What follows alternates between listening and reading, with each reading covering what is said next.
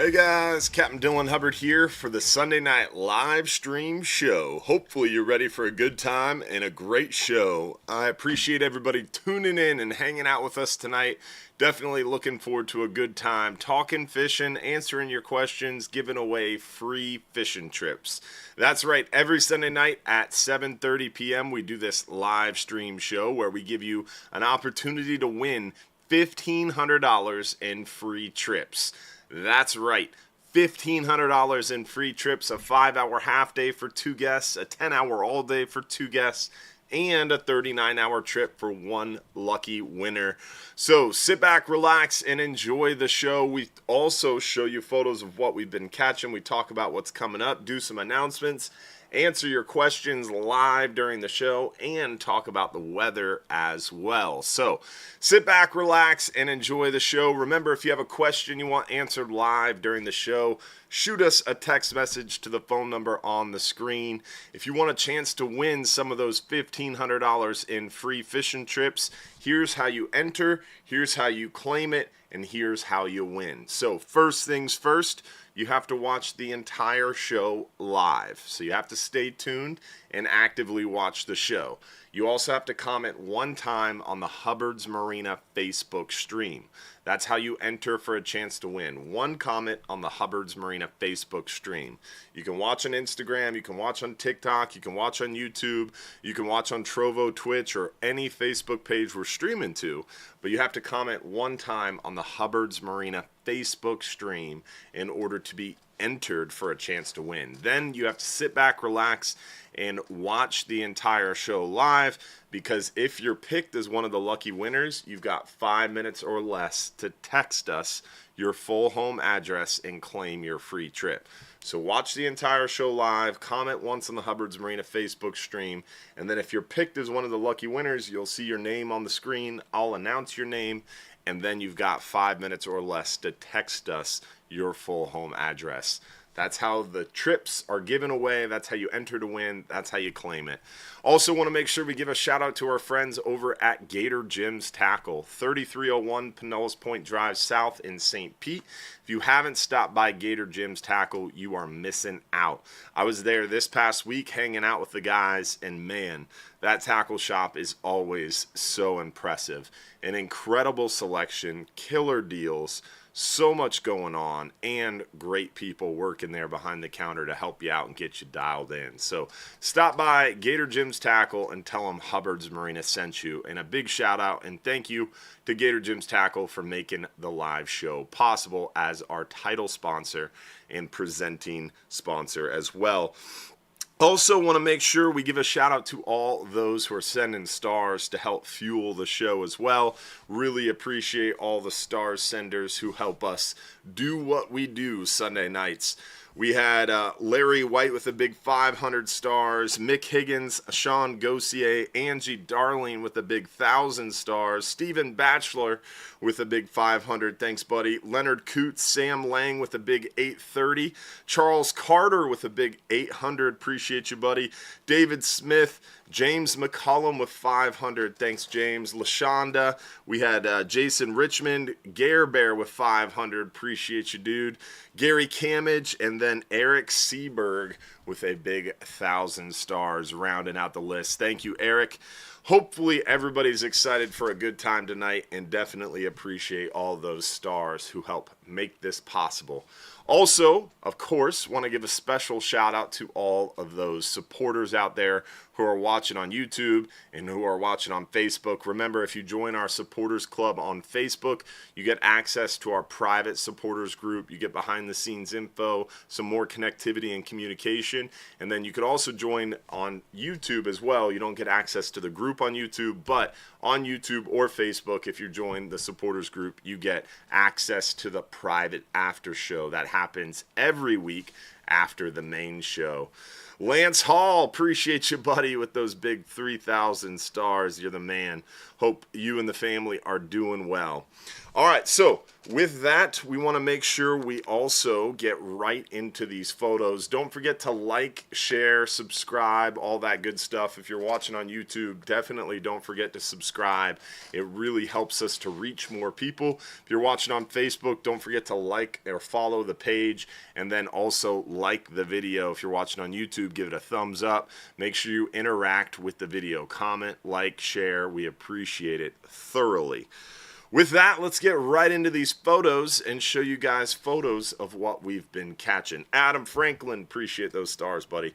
All right, so photos of what we're catching inshore right now. We'll start inshore, then we'll work our way near shore and offshore. Inshore lately, the redfish bite has been going pretty well for us. Our buddy Dan the Fishman holding up a nice fat redfish or two here from the upper bay waters, kind of north Bogosiega Bay, doing pretty well around the mangroves and the grass flats, the oyster bars. A lot of redfish moving around right now. It's been a real good, solid redfish bite as of late throughout the entire Tampa Bay area. Still some sheep's head going on too. We were out of shrimp the last couple days. They're having problems catching those live shrimp. We had a guest come in the office and bought some frozen sand fleas, and he caught like half a dozen sheep's head on those sand fleas out in the surf, which is pretty cool. So sheep's head fishing going well. We're also seeing some nice snook action out there on the beaches. Snook fishing is definitely thick on the beach during the day. Early morning is a good time to get out there and go beach combing for those snook. We're also seeing them pretty active at night around dock lights and bridge lights, especially this week.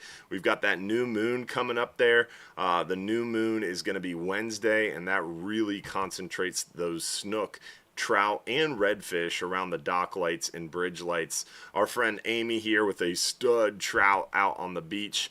Our buddy Scott fly fishing on the beach for some nice big old trout. Definitely pretty cool to see. The trout are doing well. Deeper structure is one you want to look for lately. If you're fishing up in the bay, deeper areas like docks where there's some good water flow and some structure, you're going to find those fish. Shaded areas.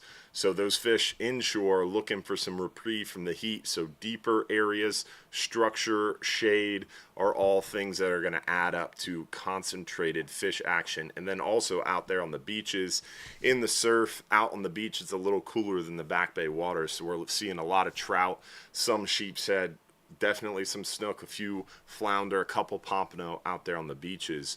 Let's work our way near shore and offshore and show you photos of what we're catching out there a little deeper. Mahi have been pretty darn thick lately. We're seeing some nice mahi, a couple fat red grouper near shore too. Look at this stud of a mahi. I don't know about the guy, but it's a nice stud mahi by our buddy Jose here. That is a gaffable mahi from the 10-hour trip, which is pretty cool. Some keeper red grouper on the 10-hour. The long-range trips are crushing the fish out there in red snapper land. Doing real well on some catch and release gag grouper, some solid mangrove snapper action. The mutton have been kind of hit and miss. Cooler months we saw a lot of mutton. Warmer months we haven't seen as many mutton, but this last 39-hour trip, the Friday trip that came in Sunday, had 10 keeper mutton on it, which was pretty cool to see. Some big fat red grouper out there, some nice red snapper action, some solid red snapper. 19, 20, 21 pounds have been some of the big red snapper as of late. But as you can see here, plenty of quantity and some nice quality mixed in there on the red snapper front. Look at Jim showing off his big red snapper. Now, Jim was out on this 39-hour trip. He drops down and catches an 18-pound red snapper, reels it up, gaffs it, takes some photos, baits back up, drops back down. And as he dropped down kind of slowly, got a bite on the way down, ended up catching a wahoo. So he catches an 18-pound red snapper. The very next bait down to the bottom catches a wahoo. Pretty awesome to see. There's that wahoo he caught on the second drop. So here's Jim's first fish, baits up, drops back down, catches this fish. Pretty crazy. That is a 39-hour trip to remember for sure. Solid, nice black grouper. This is a true black carbo carburetor, whatever you want to call it. We don't see too many true blacks, but that was cool to see. Huge keeper, or not keeper, but catch and release gag grouper. This one was pushing 40 pounds probably. Didn't get a solid weight on it, but Will estimated it right around 39, 40 pounds. It is a stud of a black, or a gag grouper, not black grouper, but beautiful fish for sure. Some nice red grouper, as I mentioned. Seeing some steady red grouper action, some nice scamps, some blacks, some muttons, some fat red snappers.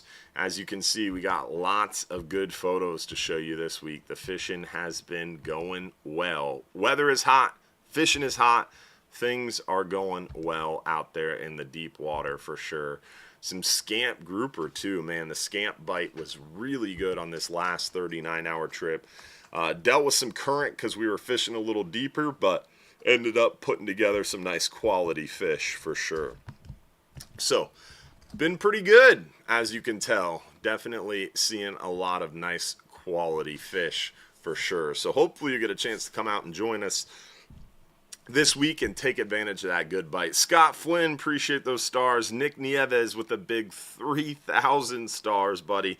Appreciate you, Nick. Noah Smith, Greg DiFilippo with a big 1,000 stars. Appreciate you, Greg, as well. All right, with that, we want to make sure we remind you guys about the weather. Let's talk a little bit about the weather. Go over to hubbardsmarina.com. We're going to click fishing trips, and then we're going to click the weather links page. We're going to start in the 5 and 10 hour wind finder forecast and show you guys what's going on weather-wise. Can you zoom out a little bit, Josh? Yeah, right there is good. We'll let that graph load. As you can see, tomorrow's a little bit more moderate, not crazy, but could potentially get a little bumpy tomorrow, so we're watching tomorrow's weather closely for the Flying Hub 2, but it won't affect any day trips like the half days or anything because it's not super rough. Tuesday it calms down a little bit, looks real nice Tuesday, Wednesday, Thursday. Friday, potentially we might get a little bit of higher rain chance, but nothing crazy. So Friday's looking okay. Saturday, Sunday looking pretty good as well, and into next week. So really, really good weather overall. There's definitely more the summertime weather pattern where we're getting these storms coming through. So you have to watch the storms, watch the radar, but overall things looking good. And one interesting thing, jumping over here to spaghettimodels.com, Mike's weather page. One interesting thing that I've been watching closely is we're kind of in this weird pattern, which is great for us as far as tropical formations or tropical chances. We're getting a lot of high pressure sitting over the southeast United States, and these high pressures are keeping these low pressures, these tropical systems, pretty far to our south.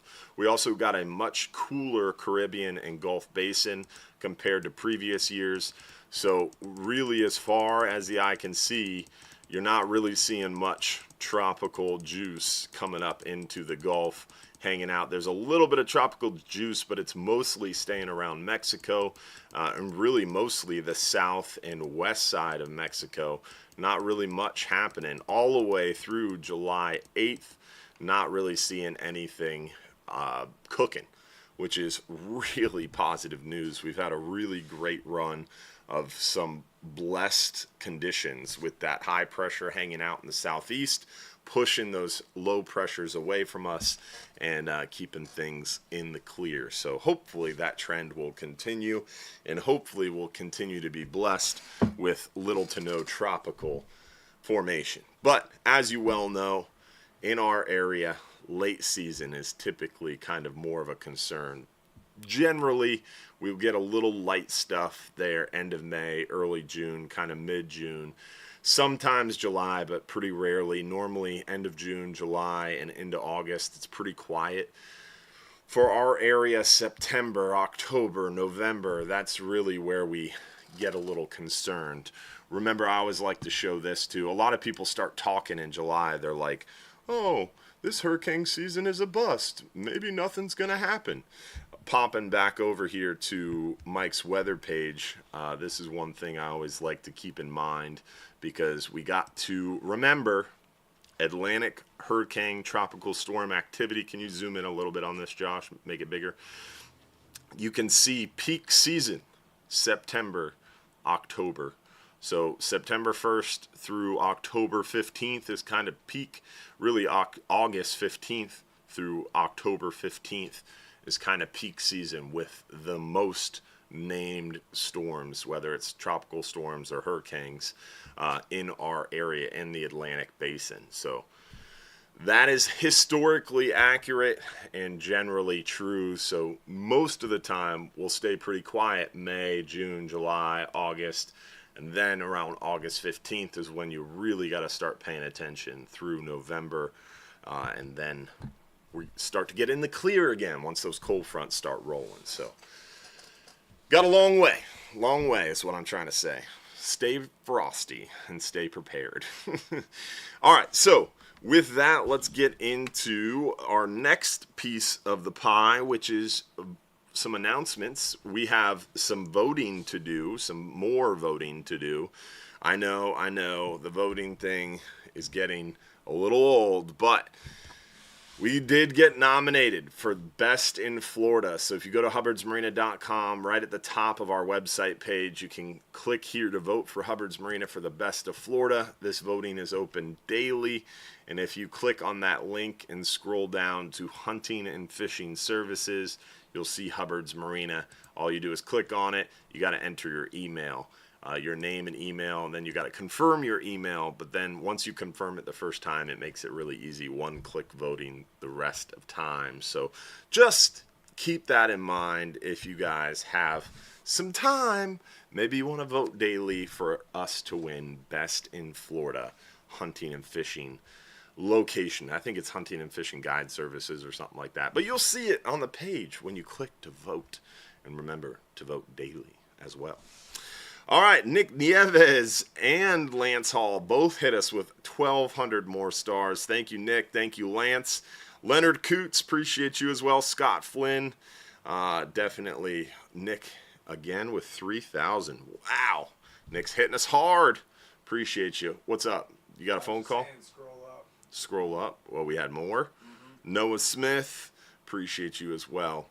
All right, so with that, we talked about the voting reminder, seasons reminder, gag grouper, not finalized yet, but probably going to be September, or definitely going to open September 1st, and probably going to be about 14 to 20 days. Should be finalized this week.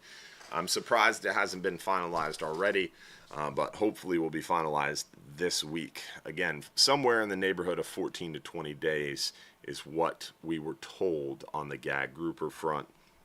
Probably 14, if I know. If I know what's going to happen there, I would bet that it's probably 14. But they told us between 14 and 20 days. Amberjack season, supposed to be September and October, but there's a good chance it will not open at all. We'll know more probably in a month or two.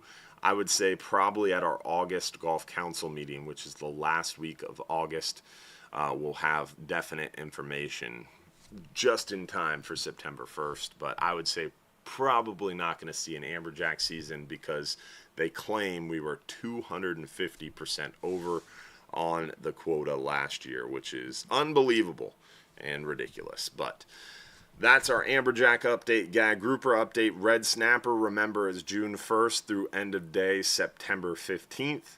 Triggerfish are open all year except for January, February, June, and July. So triggerfish are closed right now. And then red grouper should be open all year. So now there's just 4 fish with seasons this year. Triggerfish, gags, amberjack, and red snapper. We just went over those for you guys.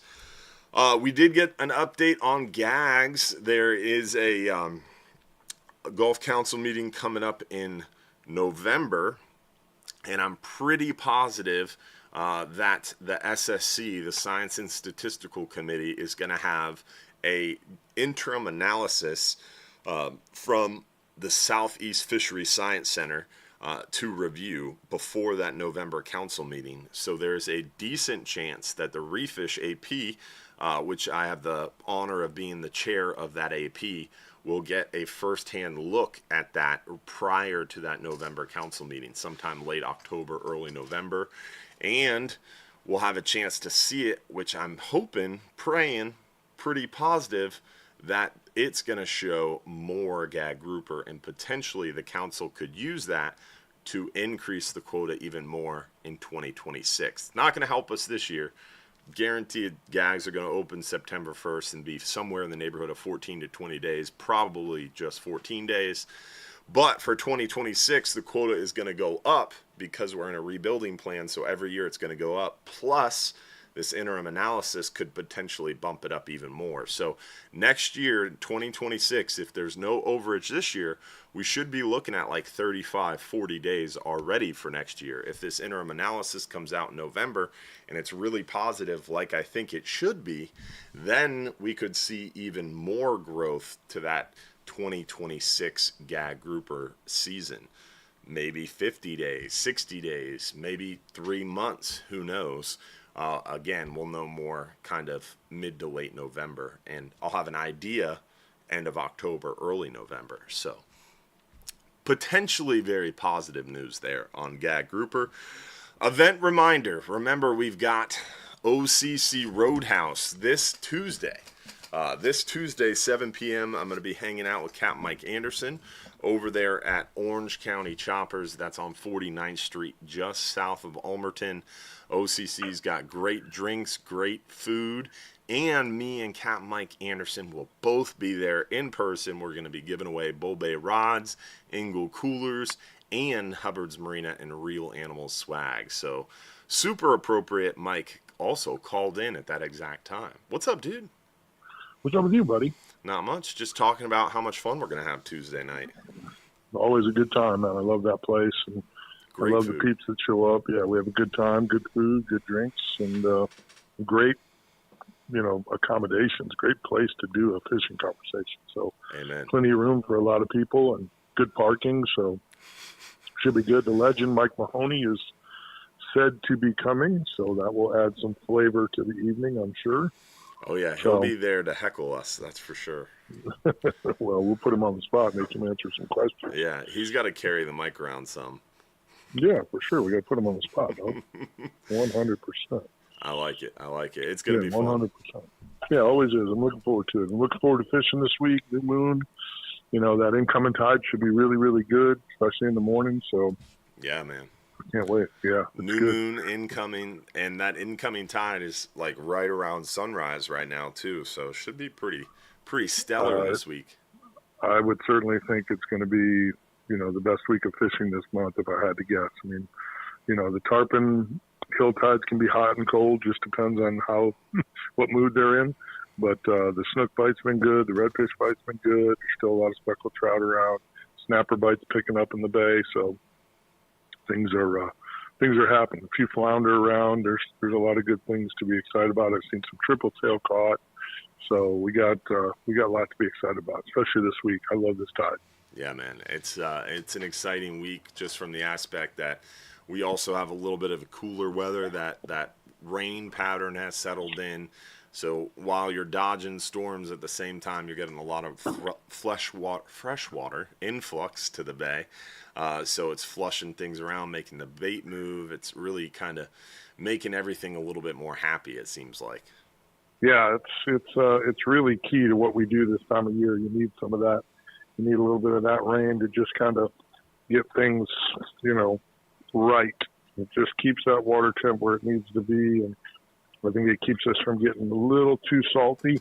Yeah. So, all those things come together to make for pretty good fishing. So, yeah, man. All the pieces kind of fell into place here for the end of June to be good. And hopefully it'll rock right through the holiday, and the 4th of July will be good. And, so I'm excited, ready to go to work. Yeah, man. And also, even for shore-based, land-based fishermen, that new moon makes those fish so concentrated at night around artificial light sources. So even those bridge fishermen, everybody can get involved and really have some good fishing this week. You bet. You bet. You know, the night dock fishing is excellent. Yeah, Like man. you said, the bridge fishing. I mean, I can't even imagine the kind of damage the Mad Snooker is going to do this week. So, Yeah. you know. Hey, it's kind of odd, isn't it? The number of sheep's head. We had some problems with shrimp this week because it's that time of year. Water's hot. The shrimp fishermen really start to struggle. The shrimp we do get are super small, and sometimes you don't get any order at all because of weather or because of just hot water. So we've been struggling to have good supply of live shrimp in our bait shops. But we have tons of frozen bait. So we had some guys stop by, frustrated we didn't have live shrimp. They ended up getting some frozen sand fleas. And they went out and just absolutely destroyed it with sheep's head, man. And it seems kind of odd to be seeing so many sheep's head, but they're like almost schooled up along the jetty and beaches. I guess that's kind of their summertime haunt is hanging out there on the beach. What's up with that? It could be. I saw some at the beach last week at the Life too. Actually, in the trough. Yeah. I didn't see a pile of them, but I saw a few, and it probably comes from not paying attention to them. Yeah. This time of year, you know what I mean. I'm not usually fishing with shrimp or sand fleas. Yeah, everybody's chasing your big game fish, and you forget that these guys are still in the estuary doing what they do. So, yeah. I mean, they probably appreciate not getting picked on a little bit, but, their turn will come. It'll be cold out pretty soon, and we'll be focused on them big sheepies. But, that's just another great example of how this estuary is so strong. There's just so many things you can go do. Sometimes you don't have the shrimp, but you got the fleas, and then boom, you're still catching fish because we got plenty of, sheep's head around to keep everybody having a good time and the rod's bent. So, that's a pretty cool thing about this incredibly strong estuary we have right here in Tampa, St. Pete. Pretty magical. And also the mangrove snapper fishing, insane lately. They're like picking up. Yeah. Well, and it's time. The end of June's when things start to really pick up for them. As we move into these July and August, it just gets better and better and better. And if it's anything like what we've seen, near shore and offshore this spring, it should be insane. I'm actually looking forward to it more than I have in the last couple of years, and it's been good. We've had good, but when somebody like Captain Glenn Taylor says it's the year of the mangrove snapper, and then I went out and filmed that show and did and saw what I saw with him and did what I did with him. I can't wait to get after him here on the inshore side. We should catch some really good ones. Yeah. It's going to be exciting for sure. A good week to get out there to OCC Roadhouse, join us and talk fishing, and then get out in the water and take advantage of this new moon opportunity. Well, and Mike Mahoney being there, he's a really, really good fisherman. He is. So hopefully people will jump on him and pick his brain a little bit. He loves to share that knowledge with the local community. So, he'll be a big bonus to have there to help us out. And he's entertaining. He is that. For entertainment purposes only. Yes, sir. Well, we appreciate you, buddy. Thanks for calling in. All good. Talk soon, my brother. Thanks, sir. See you Tuesday. See you, buddy. See you Tuesday. See you. Definitely looking forward to that. I don't know. I'm not holding my breath. Mahoney has said he's going to come to a few of these events. So I'm hoping he does show up, but it'll definitely be entertaining. We always have a spirited back and forth between himself and myself, and he always picks on Mike too. So it's pretty entertaining.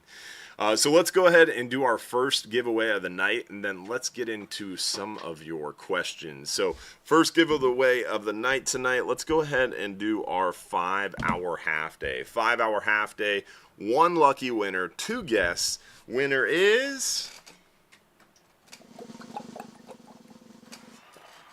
Bob Anderson. Congratulations, Bob, from Tennessee. You've got 5 minutes or less to text us your full home address and claim your free trip. Mahoney might be better than all of you at fishing. No, absolutely not. He's better at messing around and flim-flam. I went fishing with the guy. Remember, we did a 12-hour trip on the Flying Hub 2 for his TV show. Mike fished. In that 12-hour trip, we had probably 7 hours, 8 hours of fishing. I think Mike actively fished 30 minutes. He's a good dude. He is a great fisherman. I'm just kidding around, but he is one of those ones that likes to stand back and have a good time, and then he drops that big bait for that big fish. He's opportunistic for sure, and he's good at it. He catches some nice fish for sure. I'm not taking it away from him, but I do like to give him a hard time. Have you ever gotten kingfish from the fishing trips, or is that just for trolling? We get kingfish quite a bit on our fishing trips. We get kingfish trolling on the way out on our 5-hour trips, 39-hour trips, 44-hour trips. Also, sometimes on the 10-hour, we're going fast, slow enough to troll. But most of the time, it's 5-hour, 39, and 44 hours where you have the opportunity to troll every time. We get a lot of kingfish on the 10-hour trips while flatline fishing. On all of the trips, you have a chance to catch kingfish while dropping down or reeling up fish or bait. We see a lot of kingfish on the 39 and 44-hour trips, vertical jigging as well. We see quite a few that way, for sure. Do you carry iced brine on the 39-hour? No, because the bait is frozen, right? We need to update some of our videos. One thing on the 39-hour that we've been doing really the last 2 years is in the spring, in most of the year, not all the time when the water gets cold because it's a little tougher, but when the water's warm enough, we get our own fresh dead bait. So our bait guy, Brian, he'll go out there and he'll net 400 pounds of thread fins, sardines, a lot of different variety of baits, and he'll fill up a big barrel on the back deck of the Florida, and we'll put ice in it, we'll put salt water in it, we'll put bags of salt in it, so we're already brining fresh caught dead bait. So you don't need to brine that bait because it's already brined, but some people will kind of pick through it and then set it up in their own cooler and then brine that. So you can bring brining coolers, but you don't necessarily need ice because it's already a brine barrel, so you just kind of dip your cooler in there and take some of the brine with you. Also, the frozen bait we have is frozen, so you don't need ice because it's already frozen, so you just need salt and a little bit of salt water, and you can create your own brine that way. Does the boat have power available to charge things? No, not really. We have a very limited number of outlets, and most of the time they're used for different things. But if you have a CPAP machine, we definitely work with you to get that plugged in. But if you are like concerned about charging phones or cameras or stuff like that, you really need to bring all that stuff fully charged. Is it possible to catch amberjack and red snapper on the same structure in your part of the Gulf? Yes, we did that this weekend. A lot of times, wrecks, big structure, you'll see amberjack and red snapper together. Let's see. Nice red snap or redfish photo. We'll save that for sure. Can you use braided line? You can use braided line if you are using a top shot. You need about 1/3 of your line in the water to be top shot. So if you're fishing a 39-hour, we're fishing around 120 or more foot of water. You need about 30 or 40 foot of monofilament on top of your braid. So you do a line-to-line knot, you add about 30 to 40 foot of monofilament, then you put your lead sinker on there, then you put your swivel 4 foot, 5 foot leader, and then your hooks, 4 foot leader, and then your hooks. If you're on a 10-hour fishing 60, 70, 80 foot of water, maybe 20 foot of line, top shot. If you're on a 12-hour night trip fishing about 100, 110 foot, you want about 25, 30 foot of monofilament top shot. About 1/3 of the line in the water should be top shot generally. Does your 12-hour extreme anchor or drift? We generally are going to be anchor fishing on a 12-hour extreme because it is a smaller boat. It's kind of like a split charter style trip. So we're generally going to be anchor fishing. Now, if the current and the wind are opposing each other, the boat's not really moving, we don't have a really good anchor heading, sometimes we'll drift. And sometimes we even drift on other long-range trips. But most of the time, if it's a 10-hour trip or longer, we're going to be doing mostly anchor fishing. 10 hours sometimes does a little bit more drift fishing, or does some drift fishing. The 5-hour trip almost always drifts if the weather allows. If it's a little too breezy or bumpy, we'll anchor fish on a 5-hour, but primarily 5-hour drifts. 10-hour, we primarily anchor fish, but we still do some drifting. Any 12-hour trip or longer, it's almost always anchor fishing. How is the fishing on the waxing moon? When the moon is getting bigger, remember moon phases is just one of so many variables. So I wouldn't get too caught up in moon phases. There's also water temperature. There's also salinity level, chlorophyll. There's water visibility. Is it overcast? There's so many different variables that go into it. So I wouldn't get too caught up in moon phase. And waxing moon versus waning moon, it's all about the same. It's really those big moon phases that are going to kind of affect the fishing. New moon, full moon.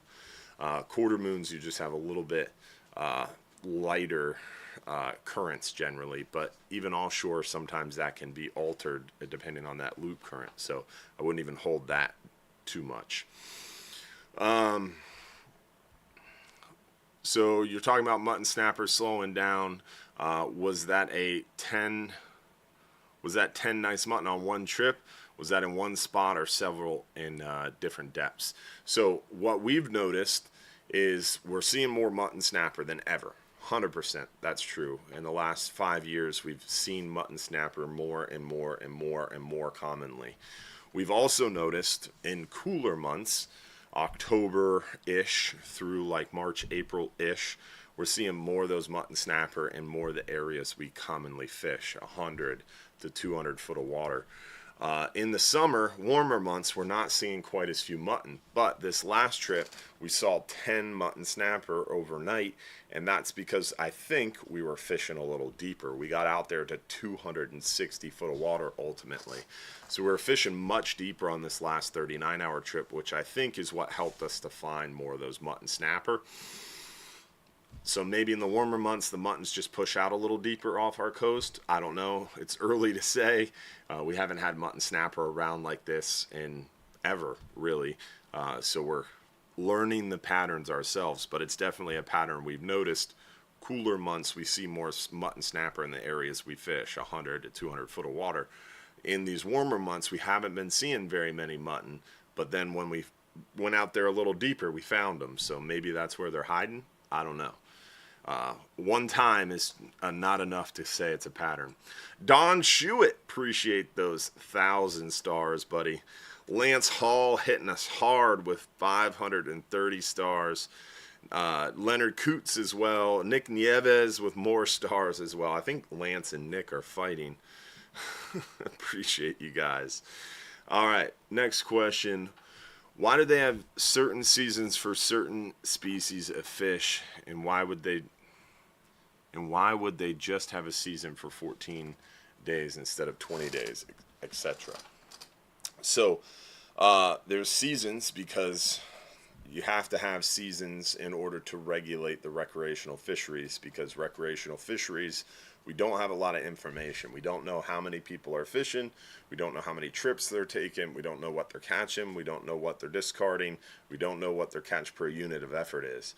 All 5 of those fisheries dependent tenets of fisheries science are essentially guessed in an educated fashion for the recreational, private recreational fleet in the Gulf. On the charter boat side of things, we have the head boat survey, so they know exactly how many boats are fishing. They know exactly how many trips we're taking. They have an idea of our catch per unit of effort because they do multiple surveys where they call us and we have to tell them how many people we took, how many hours we fished, what's the distance from shore, what was the targeted species, what we caught and kept, what we caught and released. On party boats, we have to mandatorily report every single fish we caught and kept and caught and released. So they have 4 of those informations, and they can then from there generally discern the catch per unit of effort. So of the 5 fisheries dependent things for charter boats and party boats, they have a pretty good idea. The commercial fleet, they know exactly every single one of those 5 things. They know exactly how many boats are out there. They have tracking devices on every single one of them. They have to hail out, hail in. They have to give 3-hour notifications, and they have to sell to a commercially federally permitted dealer who then also double reports their catch. So their catch is twice reported to prevent any sort of discrepancies. Plus, they know exactly how many trips they're taking because of those vessel monitoring systems and because of those hail outs and hail ins. They know exactly what their catch per unit of effort is because they know every ounce of fish they catch. There's also a lot of those boats that are electronically monitored, meaning they have cameras on the boats that the feds can actually monitor. So for the commercial fleet, they have absolutely no questions. That's why the commercial fleet has different management structures, because they have different management tools in their toolbox. That's why they have the ability to do that IFQ system where they're giving a quota and then they're allowed to catch that quota anytime throughout the year. They don't have a season. This person is given this many pounds, this person is getting this many pounds, this person is getting this many pounds, and you have the whole year to catch those pounds, and you decide when you want to catch your pounds. So it's a different management structure because of that crazy regulation they have. On the recreational side of things, they don't know any of those 5 things. So the only way they can manage the fishery is by saying, here's a quota, and in order to stay under that quota, they have to limit fishing mortality by reducing bag limits, increasing size limits, or shortening seasons, or a combination of those 3 things. So there's not a lot of tools in the management toolbox other than setting seasons, setting bag limits, setting size limits. So that's why we're in the place we are for recreational fishermen, and that's why we get these short seasons, along with a lot of the questions of the data. Do we trust the numbers? I don't trust those numbers for amberjack saying we're 250% over last year. I think that's kind of crap. So there's a lot of problems that are still being worked through for sure. Can we find keeper red snapper in 100 foot of water? Yes, you can, but there's not a ton. There's a few here, there's a few there. So we sometimes see red snapper on 10-hour trips, but it's not a lot of them. So if you want to target red snapper, 12-hour extreme, 39-hour, 44-hour trip is really your best bet for those red snapper. You might see one every now and again on a 10-hour. You might see a few on a 12-hour night snapper, but really 12-hour extreme, 39-hour, 44-hour, or a private fishing charter, long-range private fishing charter on the hub, like a 12-hour on the hub, or an 8, 10, or 12-hour on the Flying Hub 2. Excited for my 10-hour trip coming up in July. Do I have a chance to finally catch a keeper grouper? We do see keeper grouper on the 10-hour trip a little bit more commonly. You have a better chance for a keeper red grouper on a 10-hour trip than you would a red snapper, but we're not catching a ton of them, right? We're catching 2, 3, 4, 5 keeper red groupers on a 10-hour trip. We're not catching 15, 20, 25, 30 red groupers. On a 39-hour trip, we're catching 15, 20, 30, 35 red grouper and a couple scamp grouper. On a 12-hour extreme, we're catching 10, 15, 20 red grouper and a couple scamp grouper. So on a 12-hour extreme or 39-hour trip, you've got a real good shot at catching a keeper grouper. On a 10-hour trip, there's a chance, a little bit better chance than that red snapper, but definitely not a ton of those red grouper. And to be honest, if you want to go out and catch a red grouper, I wouldn't suggest a 10-hour. Like I said, you got a chance for them, but we're catching 1, 2, 3, 4, not a ton of them. And we're seeing a lot on the 10-hour, the lane snapper, a few mangrove snapper, a couple of those hogfish every now and again, but really it's mostly the lane snapper, a couple of the mangrove snapper, and a lot of the gray snapper, white grunts, and porgies. The 10-hour trip, remember, is twice as far, twice as long than a 5-hour half day, but you're still fishing only about 15 to 20 miles from shore, 15 to 25 miles from John's Pass, only in about 60 to 100 foot of water. So you're not getting out there super deep on that 10-hour trip. It's a lot of fun, don't get me wrong, but it's not an advanced angler's trip. Those 12-hour night trips start to get you out there a little deeper. We start to get more mangrove snapper, the 12-hour extreme, the 39, the 44-hour. Those are advanced angler trips. Those are where you get the big fish. Those are where you get the big chances for the keeper grouper for sure. Parking garage rates. If you're on a trip with us, it's $7 all day parking right now. So Parking garage rate, $7 per day. If you're on a 39-hour, it is $14. Let's see here. If I could only bring two setups on my bay boat to fish inshore and nearshore, what would they be? I would be fishing on a bay boat. You're not going to be going that far. So I would have like a 3000 series spinning rod for my trout and for my smaller fish, inshore and nearshore for the mackerel, that kind of thing. And I would bring like a 4,000 or 5,000 series spinning reel for my snook, my redfish, and then nearshore for hogfish, all that good stuff. So probably just 2 spinning reels, one a little bit bigger than that. How do I enter to win a fishing trip? We talked about it in the beginning of the show. You got to watch the whole show live. You got to comment once on the Hubbard's Marina Facebook stream, and then you have to stay tuned, because if your pick is the lucky winner, you got 5 minutes or less to claim your free trip. Let's see here. What else we got? Catching anything other than grunts on half-day trips? Nope. Half-day trip is our shortest trip closest to shore. Great fun for beginning anglers. It is primarily gray snapper or white grunts. But in the cooler months, you do start to see some hogfish every now and again. But even on the half day, you don't get a ton of hogfish. It's just a couple here and there. So really the 10-hour all day is where you want to focus on the cooler months for those hogfish. Makes the 10 hours a little bit more exciting for sure. All right, let's do our next giveaway. We did our 5-hour half day earlier.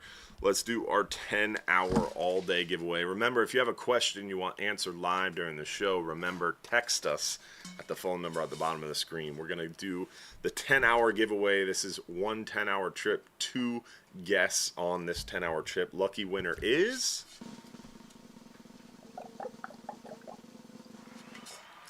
Barbie Beach. See you June 28th. Well, Barbie, congratulations. You got yourself a free 10-hour trip for 2. Definitely cool to see. You got 5 minutes or less to text us your full home address. On a 12-hour stream, what baits are best and what bait is supplied? Remember, on all of our trips, 10 hours or longer, we supply thread fins and squid. On the 12-hour extreme, 39, 44-hour, it's all the same. Thread fins and squid are provided. What's been best lately has definitely been bigger dead baits. Whole squid, the whole octopus, the goggle eyes has been a hot bait lately. Northern or Boston mackerel, bonita strips. All of those have been really good lately, and we carry all of those in our bait shop in that frozen bait section. So if you want to grab some goggle eyes, bonita, northern mackerel, whole squid, whole octopus before your trip, we have them in the shop for you. But you don't need them, because we do provide all the dead bait you need on the boat, squid and thread fins. But some people like to bring some different baits, and sometimes being that little different bait that stands out a little bit, a little different than everything else, sometimes gets you that big fish, that big bite. This last trip, 39-hour whole squid, got a nice mutton. We've been seeing a lot of the big red snapper on the goggle eyes and northern mackerel and bonita strips as well. All right, what else we got? How does someone present a bonita as bait? Strips, chunks, or big slabs? You fillet the bonita and then you strip it out if it's real big. If it's smaller, you can just use the whole fillet, hooking it at the skinny end. Remember, you always want the skinny end pointing towards the lead, so keep that in mind. On a 39-hour trip, is ballyhoo a good bait? No, I wouldn't really recommend it. It's small, it's oily, it falls off the hook really easily. So I wouldn't really recommend ballyhoo. You can cut it up, and it's a good mangrove snapper bait if you're using chunks of ballyhoo, but it's expensive. You just talked about needing a top shot. Why do you need a top shot? So if you're fishing braided line, you need a top shot because of the same reason that you need shock absorbers on your vehicle, right? You're not going to drive a vehicle down the road without suspension. you wouldn't want to fish with braided line straight to your swivel, because you're fishing straight up and down, that fish gets hooked and he's shaking his head trying to fight. And as he fights, he's able to tear a hole in the side of his mouth, and he's much easier able to spit your hook. So you add a top shot to act as a shock absorber. It prevents that fish from being able to tear as big of a hole in the side of his face. It prevents you from losing as many fish, because it prevents them from being able to spit the hook as easily. So that's a good reason to use a top shot. The other reason to use a top shot is, if you're an advanced angler fishing braid, you should have a feel for your line. And if you feel your line start to touch another person's line, you reel up really fast, and generally if you do get tangled, it's going to be top shot that's tangled, and you're able to untangle it. If you get tangled with braid, you have to just cut the braid. And braid is expensive. So if you're not an advanced angler, if you don't fish deep water a lot, don't use braid, because it's more technical. You have to tie that top shot. You have to tie the line to line knot. It's much more difficult. It tangles easily. It's a nightmare. And you really don't need it, because you have plenty of sensitivity if you're using a nicer rod. But a lot of advanced anglers like using the braid. Gives you a little bit more sensitivity, but you have to use that top shot, and you have to really carefully watch your line to prevent tangles. So it's a little bit more challenging. But you need a top shot to prevent tangles or reduce tangles, and you need a top shot to give you that shock absorption to help you catch more fish. Do you have any tips for a first-time red snapper fisherman going off of Mexico Beach next week? Yes, I would travel a little bit further east and then south to Hubbard's Marina. Got him. No, off of Mexico Beach, Northern Gulf, it depends on how deep you're fishing. I don't know how deep you're fishing, so it's a little bit challenging. But yeah, 7/0 hooks, 8/0 hooks, big baits, big fish. You want to match your weights to your main line. So if you're using 60, 80 pound main line, you're using 6 and 8 ounce sinkers. And you're generally going to be using a big piece of dead bait or a big live bait. Remember to be selective when you're fishing red snapper. You want to try to get the biggest possible red snapper, because you're only allowed 2 per day. On a 39-hour, you're allowed 4, because you get a 2-day bag limit. So you only allowed a small number of fish, so you want to try to get the biggest possible fish. In order to get a big fish, you need a big bait. The bigger the bait, the bigger the hook. So if you're using a bait like this, you're getting away with a 7, 8/0 hook. If you're using a bait like this, maybe a 8 to 10/0 hook. If you're using a bait like this, maybe a 10 or 12/0 hook.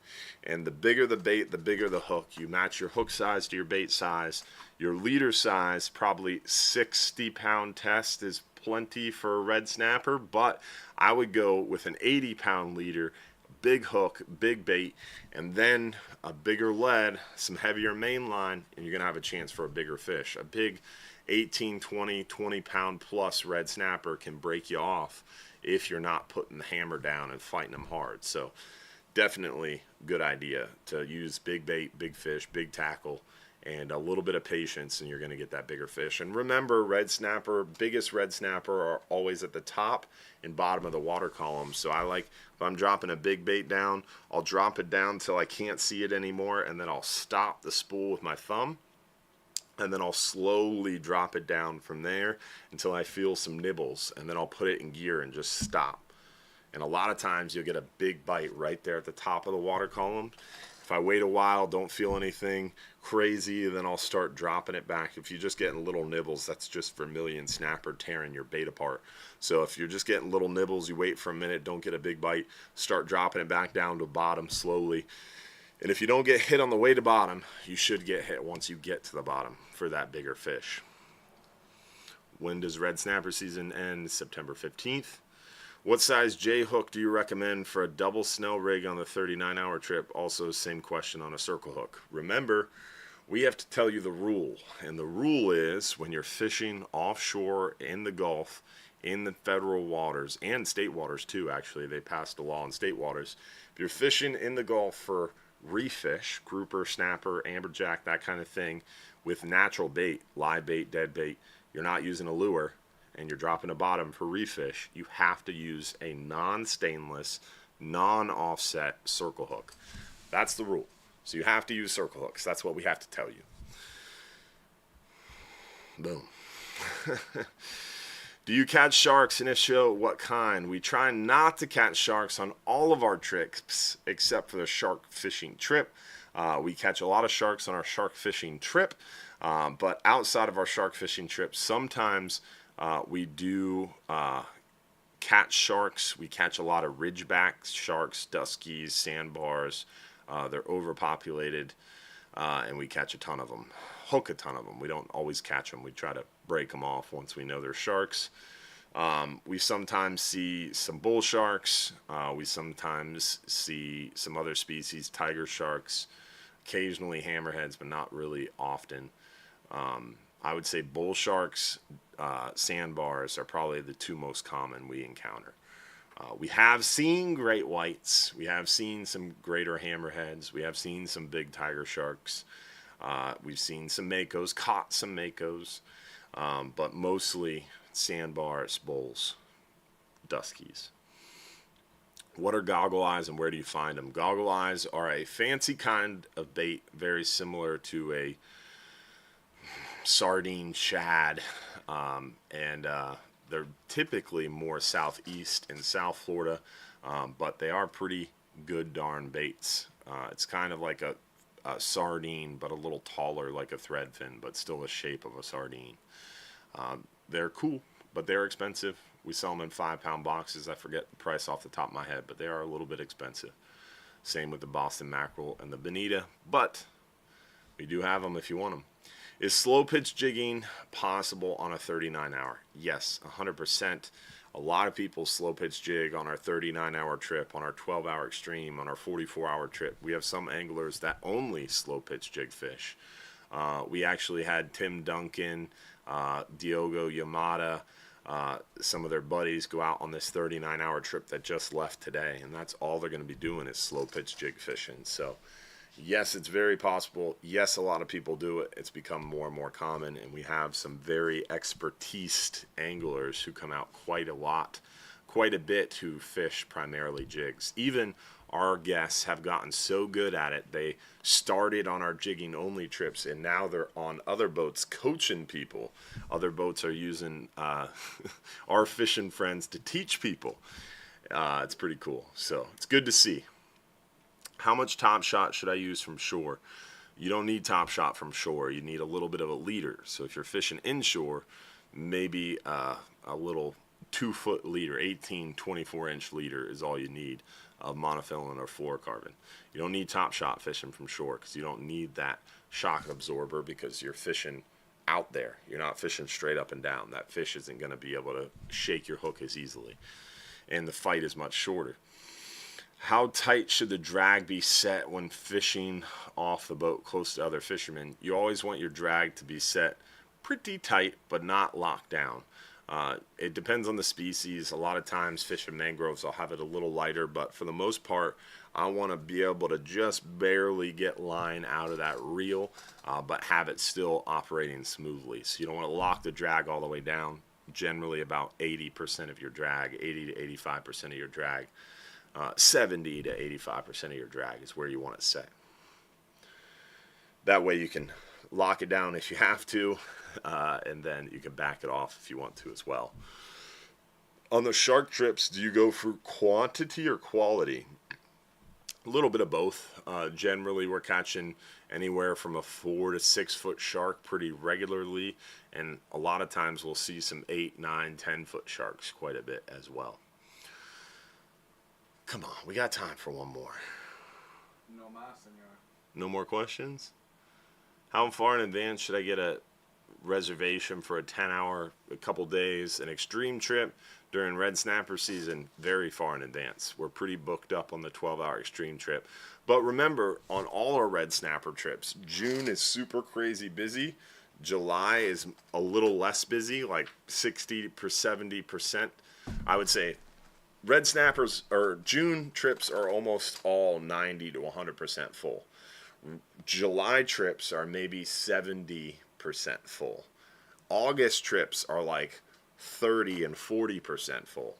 So definitely really crazy in June, less crazy in July, pretty slow in August for red snapper. So happy birthday to Shelly Barnes. Happy birthday, Shelly. I'm sorry your husband likes Duke's mayonnaise. He's a weird guy. Big shout out to Shelly. Do you have a special rod for slow pitch jigging? Don't want to buy to try. Do you have to have a special slow pitch rod for slow pitch jigging? Yes and no. You can slow pitch jig with a normal bait rod, but it's not going to give the jig as much action. You're not going to be as successful with it, but you can try it. You can try jigging with a normal rod, but if you use a jigging rod, it's going to recoil, load, and give action to that jig much more effectively, and you're going to catch more fish. It's going to behave better. You're going to have a much better chance to catch a lot more. So 100%, you don't need a jigging rod, but if you use a jigging rod, you are definitely going to have a chance to catch more fish and be more successful. And there's a lot of jigging rods on the market. We sell some jigging rods in our shop, some Temple Reef. Josh is showing off our new online store. If you go to shop.hubbardsmarina.com, you can get to our new online store. It's also on our website. If you go to hubbardsmarina.com, you can click shop. But we have a ton of slow pitch jigging stuff, a ton of slow pitch jigs, rods, bags, hooks, assist hooks. We got a ton of stuff on the online store. So check it out.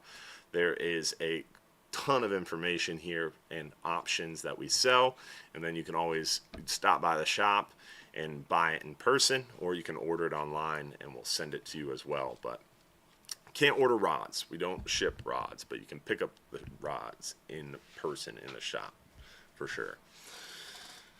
All right. We don't have any other ones? Is there a trip I can go on August with the 10-hour trip I won? Yeah, give us a shout. We can work with you there. August, again, is slower, so we should be able to work that out. What if you don't have Facebook in order to get a giveaway?